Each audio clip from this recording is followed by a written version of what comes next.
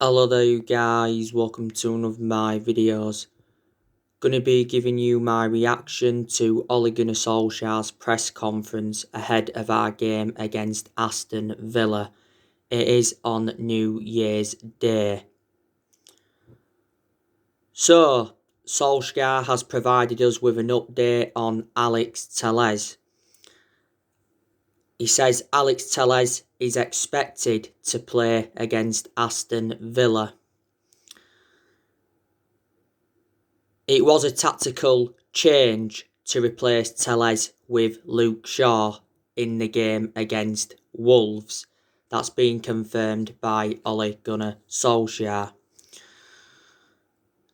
Now, we did speak about Aston Villa during the press conference. He is aware that they are a better team this term. And he said, they've been brilliant. He said Dean Smith has done a fantastic job at Aston Villa.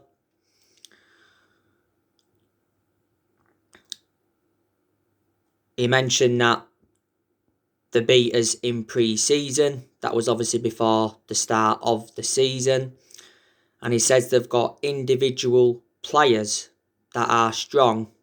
And he said defensively, they're one of the better teams in the league. And he mentioned Aston Villa beating Liverpool 7-2. Jack Grealish was also mentioned during the press conference. And Solskjaer has warned our players to be aware of Jack Grealish. Because Solskjaer knows that he's improved, and he mentioned the brilliant goal that he scored at Old Trafford last season. It was 2-2 at Old Trafford last season, and Solskjaer knew how much of a tough game that was.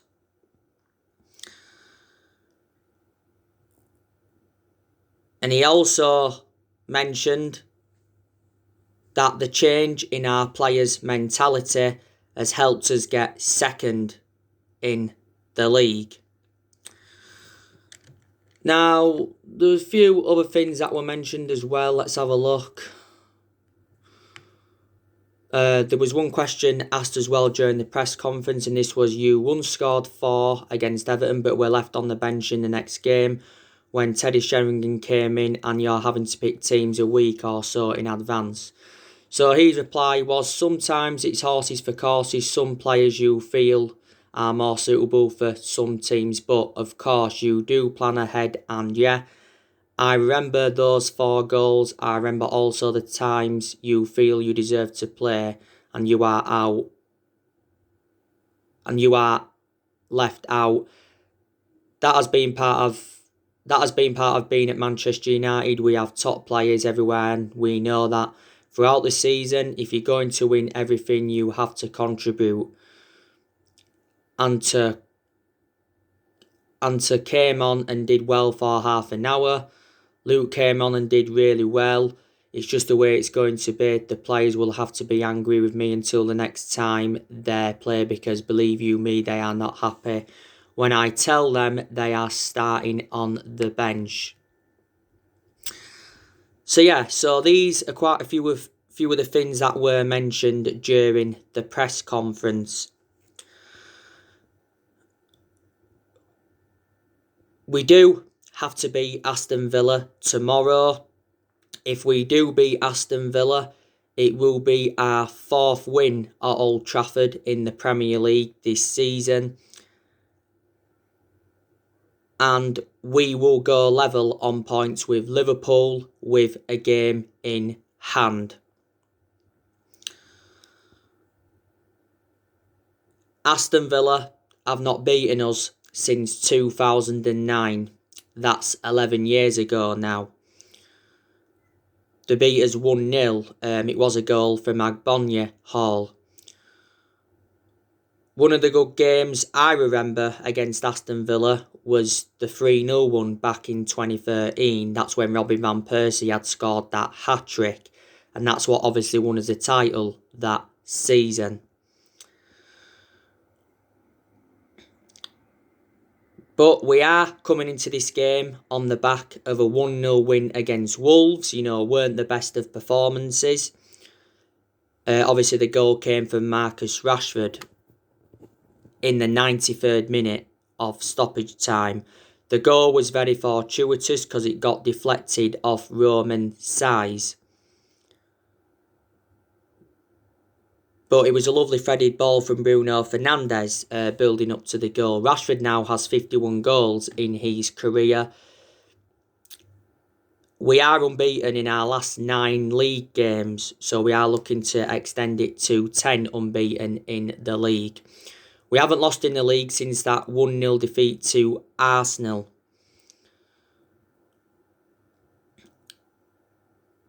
But Villa are in a good vein of form. I think they're unbeaten in the last 5 games.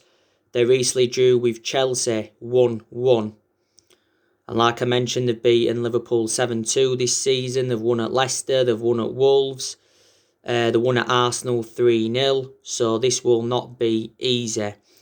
And like I mentioned, they have got some very, very good players in their team. Obviously, their best player is Jack Grealish. I think we're going to go in for Jack Grealish next year. We was in for him during the summer, but Villa said that they wanted £80 million. We was not willing to meet that £80 million valuation. So that's one of the reasons we didn't get him during the summer. And plus we had concerns about where he would fit in the team. Up until this point, Jack Grealish has spent the entirety of his career with Villa. He's been a Villa player since the age of 6 and he's been in their senior squad since 2014. Since then, he has become an integral part of their team. Back in September, he signed a 5-year contract with Aston Villa. Most of the time now, he operates on that left-hand side. But Villa said the other week they're expecting bids from us and City in the January transfer window. So yeah, it is Jack Grealish against Bruno Fernandes. Man United fans will say we don't even need Grealish because we've got Bruno Fernandes in the team and, he has made the difference.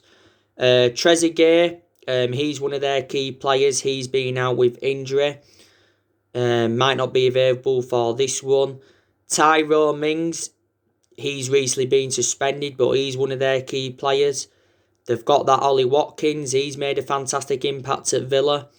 Villa got him earlier on this year. They've got that Anwar El Ghazi. He's one of their key players. They've got that Wesley. They've got Bertrand Traore. They brought him in earlier on this year. They brought Ross Barkley in on loan. He's recently been out with injury. They brought Martinez in from Arsenal earlier on this year. So there you go. But I am really, really looking forward to this game. After Aston Villa, we have got Manchester City in the Carabao Cup semi-final. I think that game should be going ahead. And then it's Watford in the FA Cup, should be winning that. And then after that, it's Liverpool away, and that is a massive game.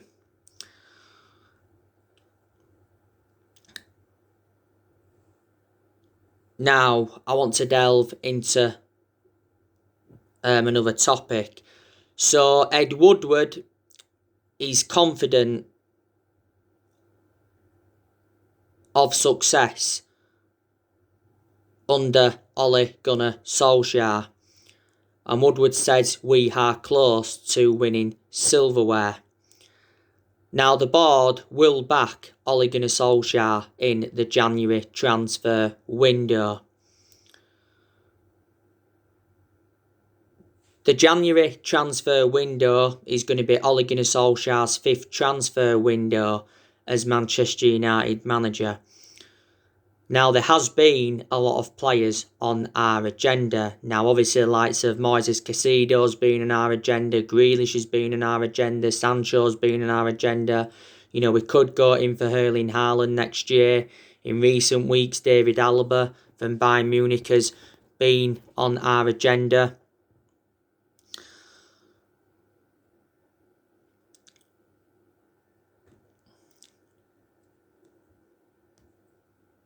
Recently, Max Aarons from Norwich has been on our agenda. Recently, Fabrizio Romano gave us an update on him. But he recently said that Solsjaer's made a new centre-back his number one transfer priority. But we have revealed the 4 positions that we do want to strengthen up. But yeah, I'm hopeful Solskjaer gets the backing that he deserves, because during the summer transfer window he wasn't backed enough because we missed out on all of his priority targets. But none of our managers have been backed enough since the Sir Alex Ferguson era, and this is one of the main reasons why the board's been one of the biggest problems at the club for several years. And obviously our recruitment policy has been very, very poor. We've obviously had Woodward at Manchester United since 2012. And we've had the Glazers at the football club since 2005. I think 2021 is going to be a good year for Manchester United. Well, I'm hopeful anyway. We are certainly in the title race. Ole Gunnar Solskjaer did say after our 1-0 win against Wolves that we are not in the title race yet, but that's just Solskjaer playing mind games. But one thing he did say, he said, if we are challenging at the top come March, he believes then we will be in the title race. I don't think we'll win it this season, but I certainly think we're going to win another title at some point. But if we do win the Premier League, it will be our first title since 2013, and it will be our 21st title overall. But yeah, Ole Gunnar Solskjaer's job's definitely safe at Man United for now, reflecting on our good vein of form. We are planning January and next summer as Ole Gunnar Solskjaer as Manchester United manager. This is his second full season at the football club, and I did say, didn't I, this was always going to be a big season for him. And if we do win the Premier League, that will be remarkable. But I said if we can finish in the top 4, the top 3, and if we can win a trophy and it's not the Premier League, I still think that would represent a very, very good season for Man United, and that would give us something to build on. Now, there's 3 trophies that we can pursue. Winning the Carabao Cup, we can win that, winning to the semi-finals. We can win the Europa League. We've got Real Sociedad in February. And we can win the FA Cup. You know what I mean? But Ole Gunnar Solskjaer has been under pressure quite a few times as Manchester United manager. He has. Because obviously we've enjoyed bad periods under him, and obviously quite a few times there's been talks of Mauricio Pochettino coming in. He was the favourite to take over at Man United. Looking likely now he's going to PSG. Julian Nagelsmann was on our agenda earlier on in the season. So too was Thomas Tuchel and Massimiliano Allegri. He's been on our agenda a few times. But yeah. But we have got to give Ole Gunnar Solskjaer a lot of credit. He's got us up to second in the league. And there's no way in a million years I thought we'd have been second. Of how poor we started this season. And we've enjoyed some bad periods in 2020. You've got to give him credit for him getting us to the Carabao Cup semi-final. You've got to give him a lot of credit for what he did last season, his first full season. Got us to 3 semi-finals. Got us 3rd place, and he got us qualification for the Champions League. He has showed tactical flexibility in games. It's actually come in a lot of the big games as the tactical flexibility. He has made good signings since he got appointed in as Manchester United manager. He spent over £200 million at the club as Solskjaer. In the summer of 2019, he brought Daniel James and Wan-Bissaka and Harry Maguire in. In January, earlier on this year, he brought Bruno Fernandes in and Odin Igalo in on loan. And in the summer transfer window of this year, he brought Donny van der Beek in, Alex Telles, Edison Cavani, Facundo Pellistri, and Amad Diallo Traore. Now, Amad Diallo Traore should be joining the club in January. And we've also seen a lot of players leave the club since he got recommended in. Now, the thing, like I've said to you before, that concerns me about Solsjaer is his decision making, because in a lot of his games at Manchester United, he has been tactically naive, and his mistakes he's made has cost us games. You know, obviously, hasn't really got that proven pedigree as a manager. You know, before he came to Man United, you know, he was at Mulder, and before he was at Mulder, he was at Cardiff. But you can say, can't you, that reflecting now on he's been at Man United, he's learnt quite a bit and he's gained some managerial experience. Ollie has been at the club now for just over 2 years. Earlier on this month, it was his 2-year anniversary at the football club.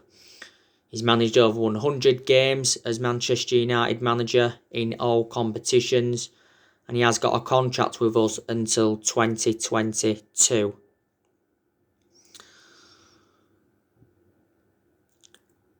Yeah.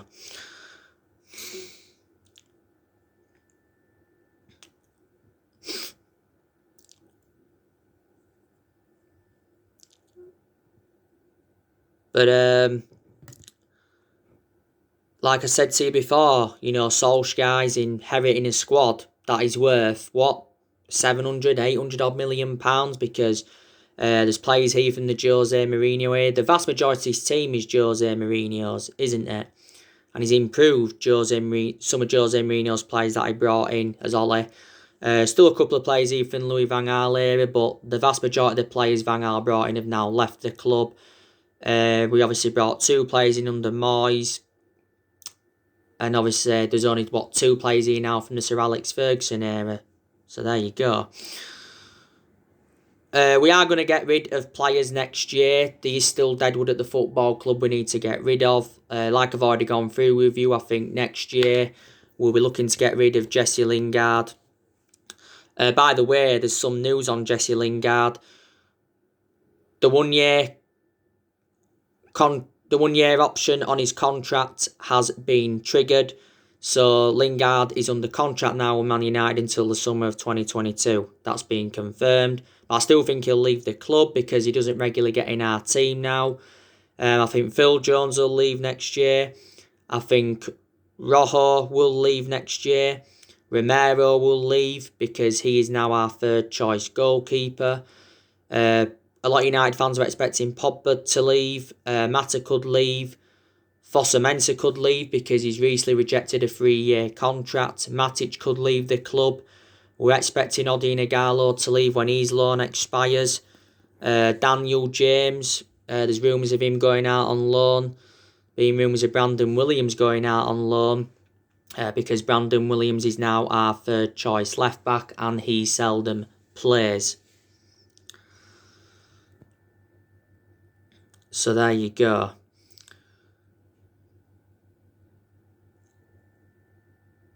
A lot of United fans' perceptions now would have changed on Solskjaer, and there'll be a lot of Man United fans now saying Ollie in. But earlier on the season, it was totally comparison. There was a lot of Manchester United fans demanding Ollie out. Now, I'm not demanding him out now, but I still don't know if he is the long-term manager for Man United. Obviously, time is gonna tell. But I want him to succeed at the club because I love him a lot. He was a great player for Manchester United for 11 years. He flourished under Sir Alex Ferguson's guidance, didn't he? We'll be doing another video soon, so join me for that. So anyway, guys, that's everything to update you today. Drop your comments, likes below on the channel. If you do, consider subscribe as always, and take care. God bless. See you all again very, very soon.